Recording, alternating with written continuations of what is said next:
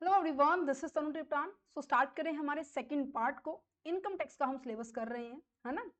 सो सबसे पहले हमने किया था कि गवर्नमेंट ये जो कॉन्सेप्ट है इनकम टैक्स लाई क्यों गई है, ठीक है।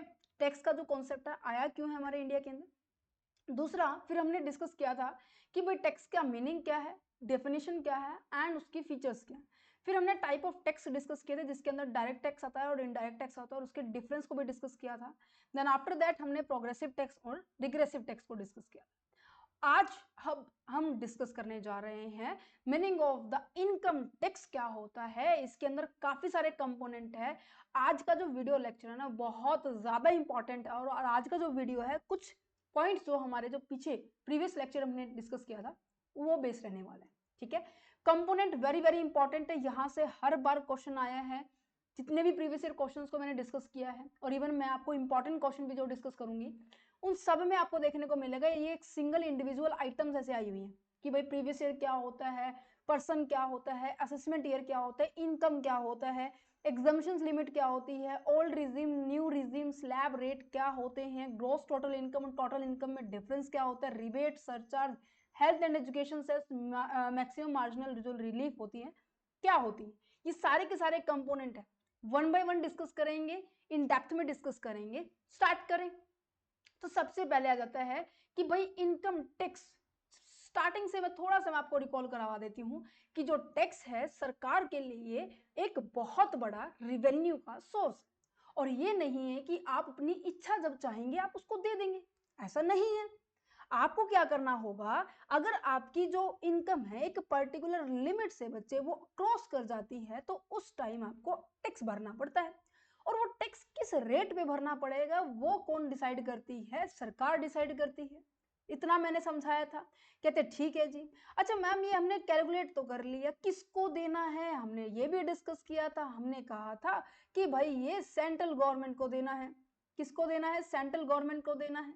तो यहाँ पर सीधा सीधा मतलब अगर ये बात की जाए तो सेंट्रल गवर्नमेंट के पास ये पूरा अधिकार होता है कि आपसे आप जो भी आप अगर एक लिमिट को क्रॉस कर देते हो तो उसके बाद एक परसेंटेज आपकी इनकम के ऊपर लगाया जाता है और वो परसेंटेज अमाउंट वो आप सेंट्रल गवर्नमेंट को डायरेक्टली सबमिट करेंगे, है ना। तो डायरेक्ट टैक्स में तभी तो इनकम टैक्स आता है क्योंकि आप डायरेक्ट आप देते हो। या आप है, यहाँ सेंट्रल गवर्नमेंट या सीबीडीटी इनकम टैक्स डिपार्टमेंट है जहां से आपका पैसा सीधा यहाँ पर परसेंटेज के अमाउंट में चला जाता है। तो यहाँ पर ये कुछ फीचर्स है, कंपलसरी होता है। क्यों? क्योंकि एक पर्टिकुलर अमाउंट को अगर आप एक्सीड कर देते हो तो सबको पे करना पड़ता है। गवर्नमेंट इसको इम्पोज करती है, ठीक है। आपको इसका डायरेक्ट बेनिफिट नहीं मिलता बट इनडायरेक्ट बेनिफिट आपको बहुत मिलता है। जैसे कि आप जब लोन लेते हैं तो आपको वहां पे बेनिफिट मिल जाता है और ये पैसा पब्लिक के वेलफेयर के लिए यूज किया जाता है। एक बहुत अच्छा सोर्स है गवर्नमेंट की रेवेन्यू का, मेन सोर्स हम जिसे कहेंगे, ठीक है। और इसके अंदर जो परसेंटेज है इनकम टैक्स की वो एक रूल रेगुलेशंस के हिसाब से डिसाइड की जाती है। प्रोग्रेसिव नेचर का होता है कि जैसे जैसे इनकम बढ़ती जाएगी वैसे वैसे टैक्स भी बढ़ता जाएगा, वैसे जैसे जैसे इनकम कम होगी टैक्स भी कम होगा। यहाँ पे 50,000 टैक्स है, क्यों? क्योंकि 10 लाख कमा रहे हैं। यहाँ पे 2.5 लाख कमा रहे हैं तो यहाँ पे 12,500 रुपए हमारे पास टैक्स है। समझ पा रहे हैं, समझ पा रहे हैं, ठीक है। अब फटाफट हम बढ़ जाते हैं कि भाई हमारा जो टॉपिक नंबर सेकंड है क्या कहता है, मीनिंग ऑफ इनकम टैक्स है। देखो यहाँ पे क्या कह रहे हैं कि income tax is a direct tax. ये जो रेड कलर में मैंने हाईलाइट किए हुए ना यही आपके पूरे चैप्टर का बेस है और इवन नेक्स्ट अपकमिंग जितने भी चैप्टर्स होने वाले हैं वो उनका भी बेस है। ध्यान से सुनो, इनकम टैक्स मैंने आपको बताया एक डायरेक्ट टैक्स है। क्यों है? क्योंकि यहाँ पर आप खड़े हैं, यहाँ पे गवर्नमेंट है, पोर्टल है सीबीडीटी का या फिर मैं कहूँगी इनकम टैक्स डिपार्टमेंट है। यहाँ से आप डायरेक्टली गवर्नमेंट को प्रोवाइड कर रहे हो, बीच में कोई भी इंटरमीडिएरीज नहीं है। तो इसलिए इनकम टैक्स हमारा क्या है, डायरेक्ट टैक्स है। अच्छा जी, which is charge by the central government from the public. अब ये कहते हैं कि कौन चार्ज करता है इसको, कौन लेता है। कहने का मतलब ये है कि कौन इसको लेता है, भाई सेंट्रल गवर्नमेंट लेती है। और कौन लेगा? अच्छा, किससे लेगी? पब्लिक से लेगी। अब यहाँ पे क्वेश्चन ये अराइज होता है कि हाँ जी पब्लिक कौन कौन सी होगी? पब्लिक कौन कौन सी होगी, जो कि हम डिस्कस करेंगे सेक्शन 2 सबसेक्शन 31 के अंदर। ठीक है या नहीं ठीक है। तो सेक्शन पर्सन के अंदर वैसे काफी सारे पॉइंट आ जाते हैं, जैसे कि हमारे पास article of association of person आता है, ठीक है, बॉडी ऑफ इंडिविजुअल आती है, हम जैसे जैसे आप और मेरे जैसे इंडिविजुअल पर्सन आते हैं, ठीक है, HUF आता है, हिंदू अनडिवाइडेड फैमिली, के आगे डिस्कस करेंगे। सेक्शन 2 सबसेक्शन 31 के अंदर ये डिसाइड किया गया, और इन सभी व्यक्ति को पता है क्या कहते हैं।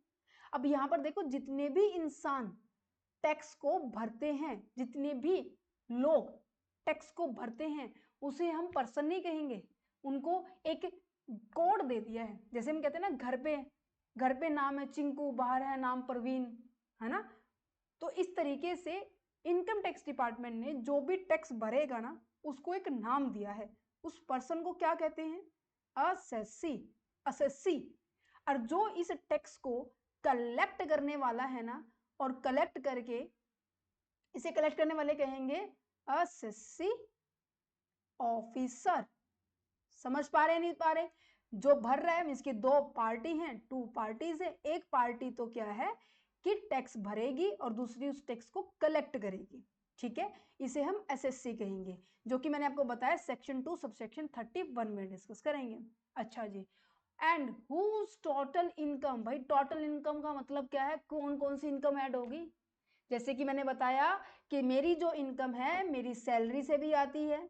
मैंने कहा मेरे पास जो इनकम है ना, मेरे पास ना 2 घर हैं और एक घर को मैंने रेंट पे चढ़ाया हुआ, हाउस प्रॉपर्टी से मेरे को इनकम आती है। मैंने कहा मेरे पास खेत हैं, ठीक है, जैसे कहते हैं ना किले, किले हैं मेरे पास, तो वो किलों को मैं क्या करूंगी, खेतों को मैं क्या करूंगी, उनसे मेरा इनकम आ रही है। आज मैंने खरीदा है, कल मैं बेच रही हूँ, ठीक है। या फिर मैं कहूँगी मैंने बैंक के अंदर मेरा पैसा जमा करवाया हुआ है, मेरे को इंटरेस्ट मिलता है। भाई कौन कौन सी इनकम इसमें आएगी, वो हम यहाँ पर सेक्शन 2 सबसेक्शन 24 में तो हम इनकम को डिस्कस करेंगे, ठीक है। और सेक्शन 2 सबसेक्शन 45 में टोटल इनकम होगी, मीन्स की सबका जोड़ होगा, ठीक है। अच्छा, whose total income of the previous year exceed the exemption limit। यहाँ पे 2 शब्द आए बच्चे, ध्यान से सुनो। प्रीवियस ईयर आया है, दूसरा एग्जम्पशन लिमिट आई है। प्रीवियस ईयर का मतलब होता है, मैं आपको बताती हूँ, जो मैंने कहा था ना कि पीछे जो चेंजेस आए हैं इनकम टैक्स के अंदर, जो 11 अगस्त को लाया गया है, 11 अगस्त को लाया गया है 2025 में, ठीक है। जैसे अब ना, अभी भी फिलहाल यही कहेंगे, प्रीवियस ईयर कहेंगे। एक होता है असेसमेंट ईयर। प्रीवियस ईयर वो ईयर होता है बच्चे जिस साल हम पैसा कमाते हैं, मीन्स की अर्न ईयर को बोला जाता है। मैं यहाँ पे लिख भी देती हूँ, कमाने वाले साल को कहा जाता है। और असेसमेंट ईयर उसे बोला जाता है जिस साल हम टैक्स को पे करते हैं, ठीक है। तो अब गवर्नमेंट ने कहा कि भाई दोनों के देखो सेक्शन अलग अलग हैं, उनके कहते कि इसको खत्म करो, हम सब सारा का सारा हम क्या मानेंगे, टैक्स ईयर मानेंगे, ठीक है। एक तो ये चेंज आया, मैंने आपको बता दिया, ठीक है, बाकी वैसे हम आगे डिस्कस करेंगे। तो एक तो प्रीवियस ईयर होता है, ये डिस्कस करेंगे। दूसरा एग्जम्पशन लिमिट, दैट मीन्स एक लिमिट है, अगर किसी पर्सन ने इसको क्रॉस कर दिया तो उसके लिए टैक्स कंपलसरी है। कौन कैसे चार्ज होगा, एक रेट होगी जो कि गवर्नमेंट ने डिसाइड की। तो यहाँ पे समझ में आया कितने पॉइंट आपको समझने हैं, कितने पॉइंट आपको लर्न करने हैं। पहली बात तो आप डायरेक्ट टैक्स तो करके आ चुके हो फर्स्ट पार्ट के अंदर, सेंट्रल गवर्नमेंट भी समझ में आ गया होगा फर्स्ट पार्ट के अंदर। अब इसमें एसएससी पढ़ेंगे, टोटल इनकम क्या होती है, प्रीवियस ईयर क्या होती है, असेसमेंट ईयर क्या होती है, एग्जम्पशन लिमिट क्या होती है। करें स्टार्ट। तो इनकम टैक्स का जो पूरा जो ढांचा है इन चीजों के ऊपर बना हुआ है। तो चलो, सबसे पहले जो बेसिक टर्म है ना इनकम, ये आपको जस्ट गो थ्रू करनी है, रीड आउट करनी है, याद नहीं करनी, क्योंकि जब तक हम 5 चैप्टर आने वाले जो चैप्टर है, कहाँ तक हम 11 चैप्टर तक नहीं पहुंच जाएंगे ना, तब तक कि आप इसको रटते जाएंगे तो उसका कोई फायदा नहीं है। हम जब 11 चैप्टर पे पहुंच जाएंगे ना, तो तभी आपको याद नहीं करनी पड़ेगी। आप ये कहेंगे कि अच्छा ये चैप्टर पीजीबीपी में था, अच्छा ये चैप्टर आपका सैलरी हेड में था, अच्छा हाउस प्रॉपर्टी में था। तो पहले हम चैप्टर कवर करेंगे, फिर मैं इसके ऊपर वापस आऊंगी, ध्यान रखना इस पॉइंट को, ठीक है। इनकम, असेसमेंट ईयर और प्रीवियस ईयर को देखते हैं। एक छोटा सा एग्जांपल देती हूँ मैं, छोटा सा एग्जांपल जिसके थ्रू आप इस कॉन्सेप्ट को क्लियर कर पाएंगे। मैंने कहा आप जितने बच्चे देख रहे हैं अपने आप को यहाँ रख लीजिए, मैं यहाँ पे मिस्टर एक्स को ले रही हूँ, ठीक है। मैंने कहा मिस्टर एक्स ने 2000, अब क्या अभी भी फिलहाल देखो क्या लगा हुआ है, आज क्या है, आज क्या है 19 अगस्त 2025 है, ठीक है। अभी मतलब क्या है, अपना जो फाइनेंशियल ईयर आपको पता है कब से स्टार्ट होता है, 1 अप्रैल 2024 से स्टार्ट हुआ था और फिर हो गया था 31 मार्च 2025 को खत्म, ठीक है। अच्छा जी, फिर उसके बाद अभी 1 अप्रैल 2025 से स्टार्ट हुआ, अब ये कब खत्म होगा, ये ना मैं ऐसे करती हूँ, इसको मैं अलग पेन से करती हूँ,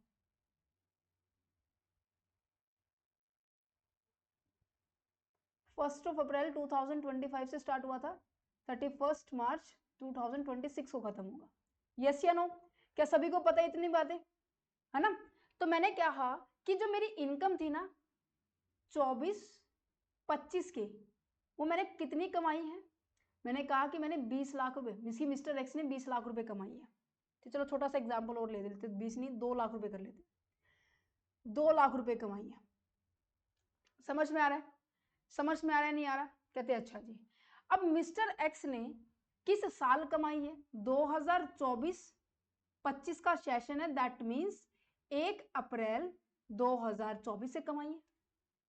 और कहां तक कमाई है, 31/3/2025 में। मीन्स कि इन 12 महीनों के अंदर जितना भी उसने पैसा कमाया है कहीं कहीं के सोर्स से, वो कमा सकता है, सैलरी से भी कमा सकता है, वो कमा सकता है, उसने अपना कोई घर है रेंट पे दिया, उसने कोई एफडी करवा रखी हो तो उसका इंटरेस्ट भी आ सकता है, उन सब से जितना भी 12 महीने में इकट्ठा हुआ ना, वो इकट्ठा होकर आपका अमाउंट बना 2 लाख रुपए।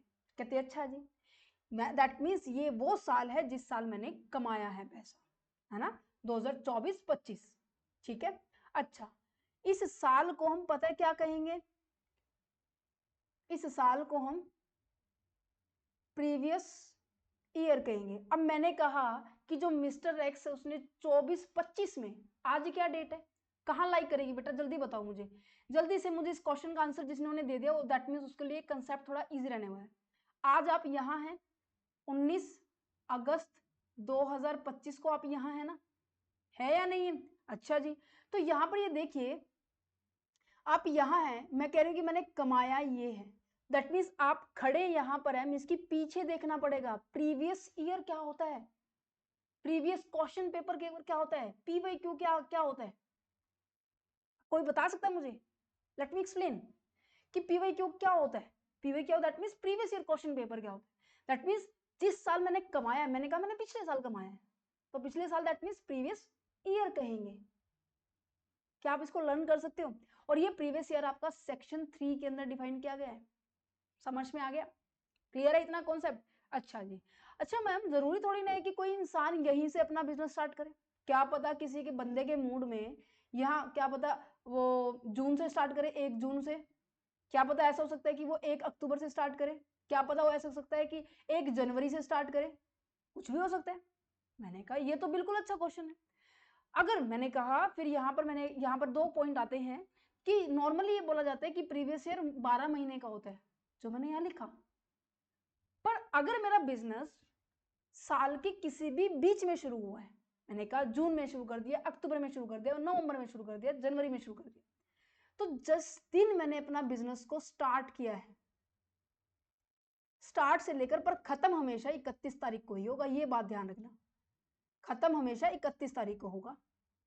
कितना समझ में आया, क्या समझ में आया, मैं दोबारा से रिपीट कर देती हूँ कि जो प्रीवियस ईयर होता है नॉर्मली 12 महीने का होता है, अगर उनका बिजनेस किसी मिड टाइम में हो तो स्टार्ट हुआ है, तो जहां से वो स्टार्ट हुआ है, जैसे मैंने कहा कि मेरा बीच में स्टार्ट हुआ है, 6 अगस्त को स्टार्ट हुआ है, ठीक है, तो बट एंड हमेशा 31 मार्च को ही होगा, ठीक है।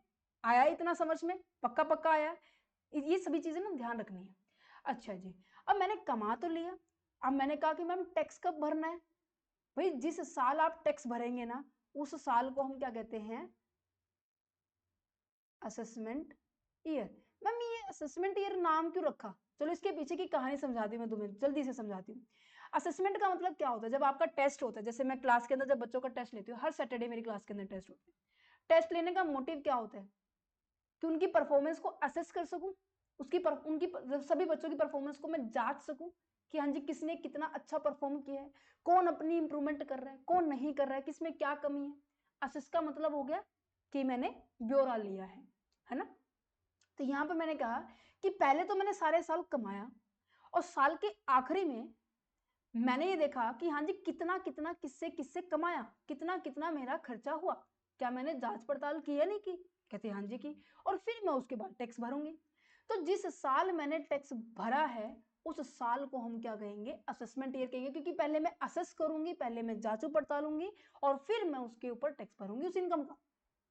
समझ में आया नहीं आया? कहते ठीक है सर, बिल्कुल आ गया। तो यहाँ पर देखिए, यहाँ पर देखिए मेरे पास यहाँ पर कौन सा ईयर लगा हुआ है, 25-26। तो इसको मैं क्या कहूंगी, असेसमेंट ईयर कहूंगी। और ये हमेशा 12 महीने का ही होता है। प्रीवियस ईयर 12 महीने से कम का हो सकता है, बस कारण ये है क्योंकि अगर वो नया बिजनेस सेट करता है तो वो 12 महीने से कम का हो सकता है।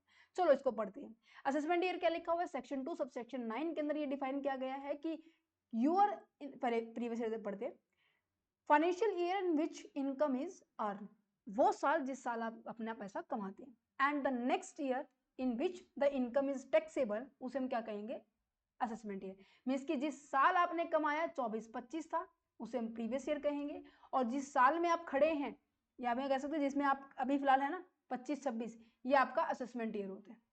ठीक है, इसमें आप जो टैक्स पे करते हो। अच्छा मैम अभी भी तो कमा रहे हैं हम, ऐसा क्वेश्चन आ सकता है, माइंड में हिट कर सकता है, मैम अभी भी लोग कमा रहे हैं। ठीक है, अब कमा रहे हो उसको भी इकट्ठा करो, फिर अगला साल आपका असेसमेंट ईयर बन जाएगा, और जब आप यहाँ खड़े होंगे तो आपके लिए पिछला साल, ये जो अभी जो चल रहा है ना, ये प्रीवियस ईयर बन जाएगा। समझ में आ रहा है? कहने का मतलब आप इसको इस तरीके से याद करना कि जैसे अब आप अगस्त में हैं, आपके पेपर होंगे दिसंबर में, तो आप ये क्या कहेंगे कि भाई पिछले साल क्या कितने क्वेश्चन आए थे, कैसा क्वेश्चन आया था पिछले साल, इन द सेंस अभी आज प्रेजेंट में खड़े हो गए पीछे मुड़ के देख रहे हैं। सेम इस तरीके से इनकम टैक्स में है। ठीक है, आज कमा रहे हैं, ठीक है, पीछे कितना कमाया था वो प्रीवियस ईयर है, कमाया हुआ था, अर्न, ध्यान से पढ़ो इस वर्ब या पीछे जो लगी हुई वर्ब है ना, जो कमा चुके हो वो प्रीवियस ईयर है, जिसमें आप इसके ऊपर टैक्स भरोगे वो असेसमेंट ईयर है, जांच पड़ताल करने के बाद वो असेसमेंट ईयर होता है। ठीक है, समझ में आ रहा है? समझ में आ रहा है? अच्छा, अगर किसी का बिजनेस न्यूली स्टार्टअप है, नया बिजनेस प्रोफेशन आपने स्टार्ट किया है, तो उनके लिए वो 1 अप्रैल से स्टार्ट नहीं होने वाला, उनका जो ईयर है वो क्या होने वाला है, उसी डेट से स्टार्ट हो जाएगा। ठीक है, coming into their is a existence of the new source of the income we will and with the sad financial year, means कि हमेशा फाइनेंशियल ईयर जो आपका 31 है ना, 31 मार्च है, वहीं पे खत्म होगा। ठीक है, फर्स्ट प्रीवियस ईयर मीन्स कि जो साल का, जो मैंने कहा कि फॉर एग्जांपल मैं अब 2000 मैंने कहा मैंने 2024 में ना अपना बिजनेस सेट किया था, मैंने अपना टीचिंग इंस्टीट्यूट सेट किया था। ठीक है, तो 2000 में वो मैंने किया था, चलो मान लीजिए नवरात्रों में मैंने स्टार्ट किया था। ठीक है, दिवाली पे मैंने स्टार्ट किया था, तो यहाँ पे क्या है, मैंने नवंबर में स्टार्ट किया होगा अप्रोक्स, वही उसी टाइम थी। ठीक है, तो मैंने कहा 1 नवंबर से लेकर 31 मार्च तक जो पहला प्रीवियस ईयर होगा ना, वो आपका 1 से 12 साल से 12 महीने से कम हो सकता है, बट जब दूसरा प्रीवियस ईयर आएगा ना, वो हमेशा 12 महीने का रहने वाला है। ठीक है, फॉर एग्जाम्पल जैसे 1 अक्टूबर से मैंने बिजनेस स्टार्ट किया, तो 1 अक्टूबर से लेकर 31 मार्च, ठीक है, अक्टूबर नवंबर दिसंबर जनवरी फरवरी मार्च, बीच की 6 महीने का आपका प्रीवियस ईयर कंसीडर किया जाएगा। अच्छा, मैंने कहा कि मैंने जनवरी में स्टार्ट किया, तो जनवरी फरवरी मार्च मीन्स की 3 महीने का मेरा प्रीवियस ईयर कंसीडर किया जाएगा। क्या समझ में आया आपको? समझ में आया? फिर भी कोई डाउट रहता तो कमेंट सेक्शन आप सभी बच्चों के लिए। असेसमेंट ईयर जिसमें हम टैक्स को पे करते हैं आपकी इनकम के ऊपर, आपने जो कमाया। ठीक है, समझ में आया? ओके सर, चलो नेक्स्ट जाते हैं, इनके बीच में डिफरेंस क्या है, क्या आप इसको कर लेंगे? जल्दी से इसको गो थ्रू कीजिए फटाफट, 2 सेकंड का टाइम है, वीडियो को पॉज कीजिए, इसको रीड आउट करना। ठीक है, चलो तो अब आगे बढ़ते हैं हमारे पास कि भाई एसएससी जो मैंने बोला कि किस किस को भरना है टैक्स, क्या मैम सभी भरेंगे? बताइए मुझे आप सभी। हाँ जी, सब भरेंगे, पर उन सब के अंदर कौन कौन है, इसके अंदर आपको काफी सारे बाइफर्केशन दिए हुए हैं। ठीक है, सबसे पहला जाता है इंडिविजुअल, आप और हम जैसे, कोई भी मेल हो सकता है, कोई भी फीमेल हो सकता है, कोई भी माइनर हो सकता है। माइनर दैट मीन जिसकी उम्र 18 साल से कम है। मैम 18 साल से कम उम्र वालों के तो पैन कार्ड भी नहीं बनता, और इनकम टैक्स तो पैन कार्ड की मदद से ही भरा जाता है, जरूरी है उसमें पैन नंबर होना। तो यहाँ पे ये बोला गया है अगर आपने कोई भी इनकम माइनर के नाम पे डिपॉजिट करवाई है, तो वो इनकम वापस आपके अंदर वापस जुड़ जाएगी। क्लबिंग का चैप्टर है, मैं आपको बता देती हूँ, क्लबिंग का चैप्टर है आपका according to that system 13 chapter है। 13 चैप्टर में डिस्कस करेंगे कि कई बार ऐसा होता है टैक्स की चोरी करने के लिए लोग अपनी इनकम को कम दिखाते हैं, तो अपनी इनकम को ना बच्चों के साथ जोड़ देते हैं, तो गवर्नमेंट कहती है कि उसको वापस ऐड करो, चोरी नहीं करनी है, गलत बात होती है। कहते हैं अच्छा ऐसा भी तो हो सकता है कि बच्चे के अंदर खुद एक ऐसी पोटेंशियल थी, खुद एक ऐसी स्किल थी कि उसकी मदद से उसने अपना पैसा जनरेट किया हो, जैसे कि वो ड्राइंग कंपटीशन जीत जाए या फिर कोई स्पोर्ट्स कोटा उसको मिल रहा है, नेशनल अवार्ड मिल रहा है, मिलते नहीं मिलते, तो क्या होगी, तो उस टाइम ये कहते हैं कि अगर उनकी पर्सनल स्किल है ना, तो यहाँ पर जो उनके पेरेंट्स हैं, जो उनके गार्जियंस हैं, उनकी रिस्पॉन्सिबिलिटी बनती है कि इसकी टैक्स आप भरेंगे, उसमें आपके डॉक्यूमेंट लगेंगे, डजंट मैटर। समझ में आ गया, इंडिविजुअल में सब आते हैं, मेल फीमेल और माइनर भी। माइनर का समझ में आ गया, जो छोटे बच्चे होते हैं, जो 18 छोटे इन द सेंस जो 18 की उम्र से कम होते हैं, ठीक है। अच्छा, हिंदू अनडिवाइडेड फैमिली का मतलब क्या होगा, मीन्स की फैमिली बिजनेस सुना है, जैसे कि दादाजी करते थे, फॉर एग्जाम्पल हलवाई का काम, ठीक है, स्वीट्स का, ठीक है, दादाजी करते थे, उनकी फैमिली आगे बढ़ी, फॉर एग्जाम्पल यहाँ पे उनके 3 बच्चे हुए, ठीक है, और तीनों बच्चों ने उनके साथ मिलकर यही काम करना शुरू कर दिया, फिर आगे जनरेशन हुई तो उन्होंने भी यही काम करना शुरू किया, मीन्स कि पूरा बड़ा एक फैमिली बिजनेस है।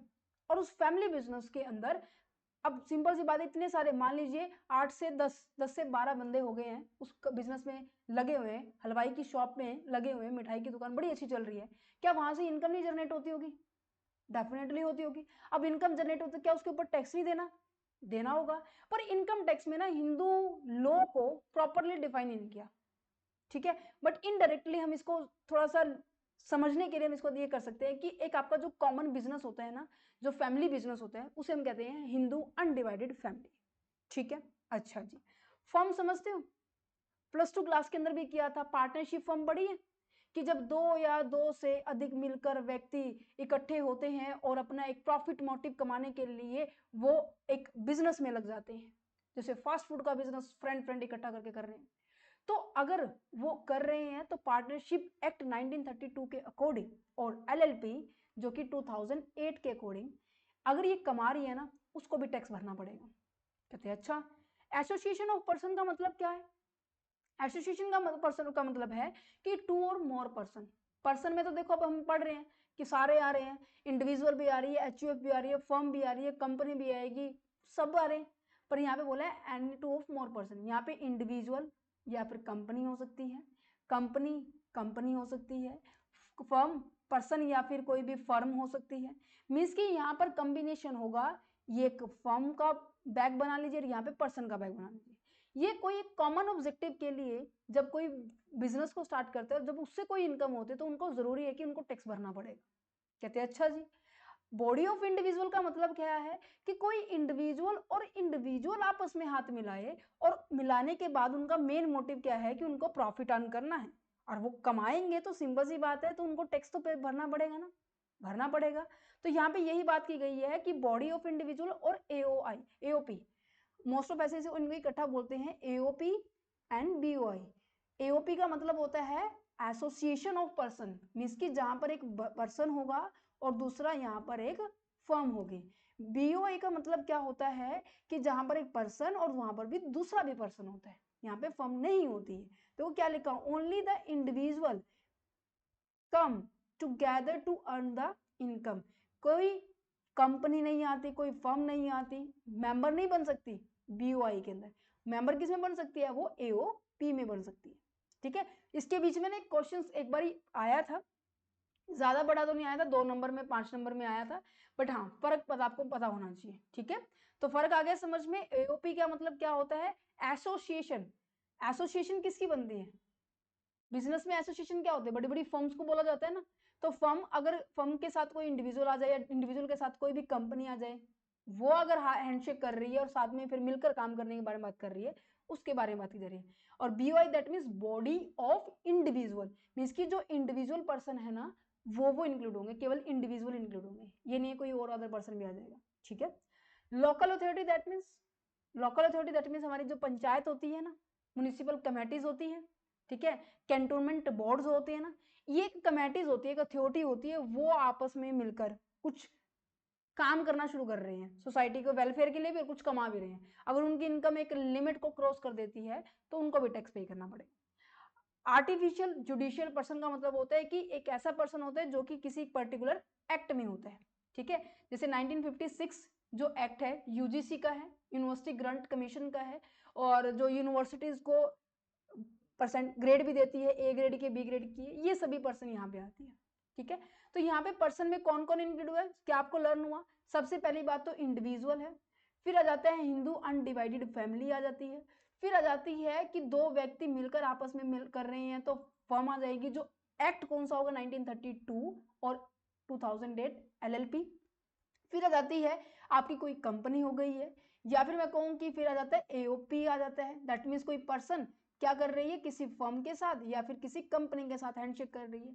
बॉडी ऑफ इंडिविजुअल का मतलब क्या है कि पर्सन से पर्सन की बात की जा रही है। अब आपके दिमाग में ये बात आ रही होगी मैम इसके और इसके बीच में फिर डिफरेंस हुआ, अगर ये एक्ट यूज हो रहा है तो बच्चे ये इसके बारे में बात कर रही है, अगर कोई ऐसे सिंपल बॉडी ऑफ इंडिविजुअल बोल रहा है तो नॉर्मल बात की जा रही है। लोकल ऑफ अथॉरिटी बात की जा रही है, लोकल अथॉरिटी, एक सेकेंड, हाँ, लोकल अथॉरिटी के बारे में बात की जा रही है। तो लोकल अथॉरिटी के अंदर क्या हो जाता है, जैसे कि आपकी पंचायत होती है, म्युनिसिपल कमेटी होती है, ये आ जाएगी, ठीक है। आर्टिफिशियल जुडिशियल पर्सन आ जाते हैं, एजेपी आ जाते हैं। क्या इतना समझ में आया? क्या इतने समझ में आया कि इनकम टैक्स में इनकम टैक्स क्या होता है? इसकी डेफिनेशन में ना अभी हमने कितने पॉइंट कर लिए पता है आप लोगों को? हम अभी यहाँ तक पहुंचे हैं, मैं अभी इसको डिफरेंट कलर से हाईलाइट करती हूँ, थोड़ा सा इरेज कर देते हैं यहाँ से। अभी हम यहाँ तक पहुंच गए हैं, यहाँ तक ये हमने 3 पॉइंट हमने डिस्कस कर लिए, समझ में आ गए। अब नेक्स्ट पार्ट में हम डिस्कस करेंगे बच्चे, हमारा सेकंड पार्ट भी हो गया है, इसके कंपोनेंट भी हो गए। सेकंड जो थर्ड पार्ट है वो बात करेगा old regime and new regime के बारे में, क्या होती है, बहुत इंपॉर्टेंट है, बेस भी है, क्योंकि आगे टोटल टैक्स लायबिलिटी भी तो कैलकुलेट करनी है आपको, है ना। तो इसको नेक्स्ट पार्ट में पढ़ेंगे, ठीक है। So thank you for watching this video, have a nice day and all the very best for your exam. और अभी से ही थोड़ा धीरे धीरे करके आप इनको पढ़ना स्टार्ट कर दीजिए, क्योंकि बेटर रहने वाला है ना, क्योंकि एग्जाम टाइम पे एकदम से इतना प्रेशर फेस आउट नहीं किया जाता आप लोगों से। और इवन हाँ जी, चलो।